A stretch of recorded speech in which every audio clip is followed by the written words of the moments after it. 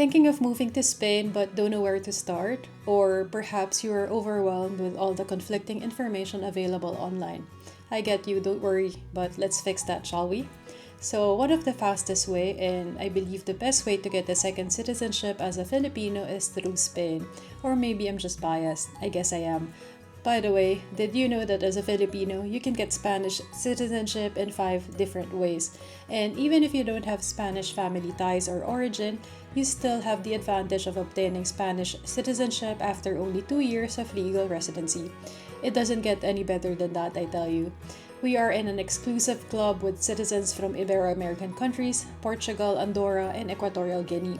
This goes back to our shared history, but don't worry, I won't bore you with a history lesson.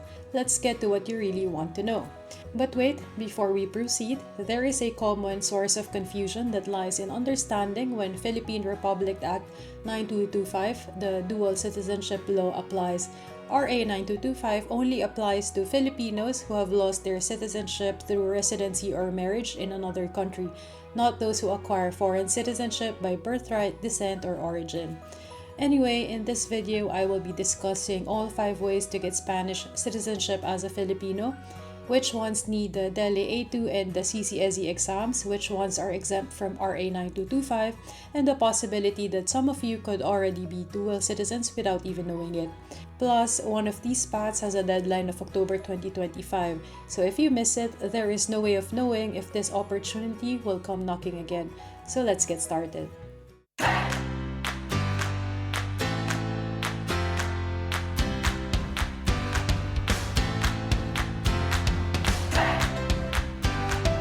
Before we dive into the 5 pathways, you need to understand these 2 Latin words. First term is the ius sanguinis, it means right of blood, and the second term is ius soli, which means right of the soil. So the first term, ius sanguinis, it refers to the principle of granting citizenship as determined by the citizenship of their parents, regardless of their place of birth. Simply put, if your parent is Spanish, then you're Spanish from birth. You don't naturalize, you're born with it. Same thing if your grandparent is Spanish, this is considered citizenship by origin or family ties, and both are totally different from becoming Spanish through residency or marriage. Why does this matter? Because RA 9225 or the Dual Citizenship Law only applies when you obtain another citizenship through residency or marriage. If you are born with a Spanish parent or through origin or family ties, you never lost your Filipino citizenship in the first place. Now, the other term, ius soli, this refers to the principle of granting citizenship based on the place of birth. The United States, for instance, recognizes both ius soli and ius sanguinis. This means that anyone born on U.S. soil automatically acquires U.S. citizenship, regardless of their parents' nationality. Additionally, children born abroad to U.S. citizen parents can also acquire U.S. citizenship by descent. An example of both: a child born in the US to Filipino parents becomes a dual citizen at birth, a US citizen by ius soli, and a Filipino citizen by ius sanguinis.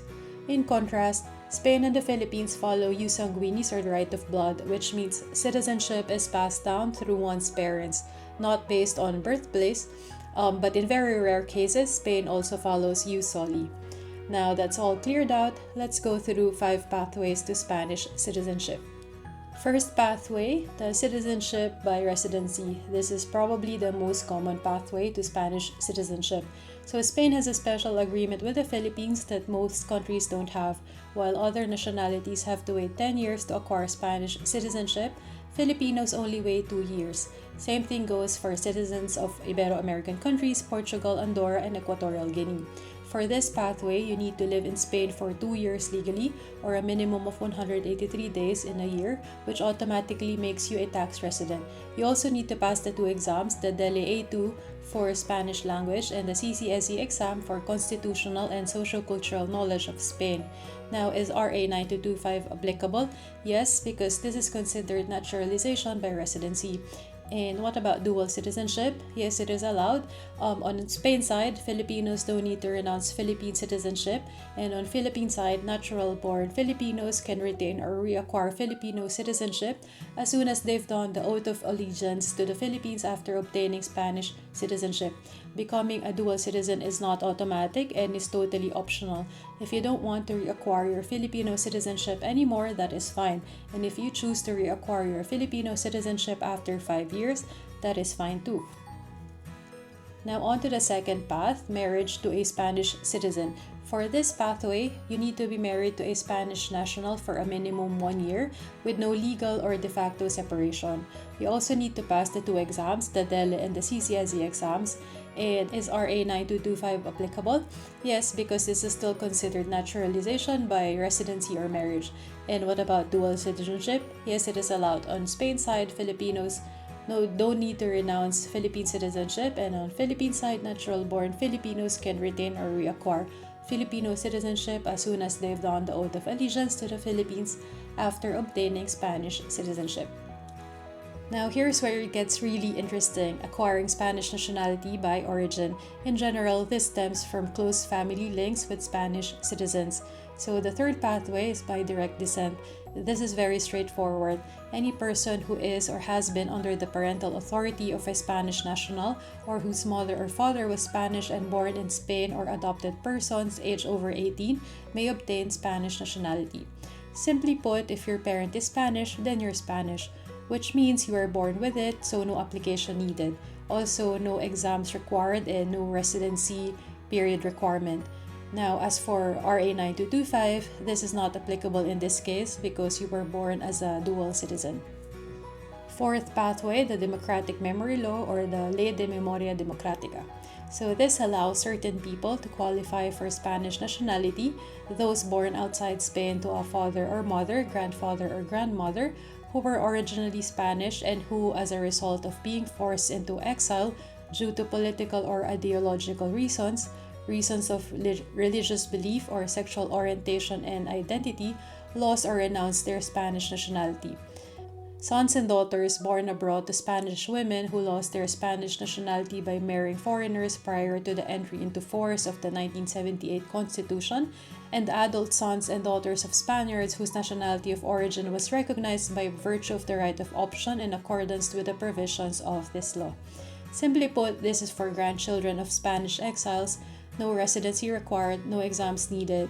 As for RA 9225, this is also not applicable in this case because this gives you citizenship by origin or family ties, which also meant you get to keep your Filipino citizenship without the process of RA 9225. An important update, this law will end in October 21st, 2025. So if your lolo or lola was Spanish and left during the Civil War or Franco era, then this is your chance, because once this window closes, it might not open again. And the fifth pathway, the historical memory law. This provides for a special procedure for acquiring Spanish nationality for the benefit of descendants of Spanish nationals who were exiled during the Spanish Civil War and the dictatorship. This is very much similar with the democratic memory law.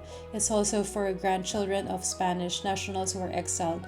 Again, no exams needed and no residency requirement. As for RA 9225, it's also not applicable in this case, and this gives you citizenship by origin or family ties, which also meant you get to keep your Filipino citizenship without the process of RA 9225. Okay, let me break this down even simpler. So for the naturalization paths, either citizenship by residency or by marriage, you need to follow the RA 9225 process of reacquiring Filipino citizenship by doing an oath of allegiance to the Philippines in a Philippine consulate in your city. You also need to pass the 2 exams, the DELE A2 exam and the CCSE exams. Now for traditional residency, there is a 2-year minimum residency period requirement. For the marriage route, you need to be married to a Spanish national for a year minimum. Now for the origin paths, by direct descent, democratic memory law, and the historical memory law, there is no residency period requirement. These are also exempted from the RA 9225 process, and there's no need to take exams. So there you have it, 5 ways to get Spanish citizenship and the truth about when you need RA 9225. Remember, only citizenship by residency and marriage needs to follow RA 9225 process. If you don't do the oath of allegiance to the Philippines after obtaining your Spanish citizenship, you are considered a former natural-born Filipino and a foreigner, and not a dual citizen, thus preventing you from enjoying full rights as a Filipino citizen. Another thing, your existing Filipino passport is also considered null and void. Now, for the origin-based paths, these are exam-free, no minimum residency period required, and these are exempted from the RA 9225 process. And lastly, there is a deadline for the Ley de Memoria Democrática, which is on October 2025. And that's it. If this video helped you, feel free to like and share.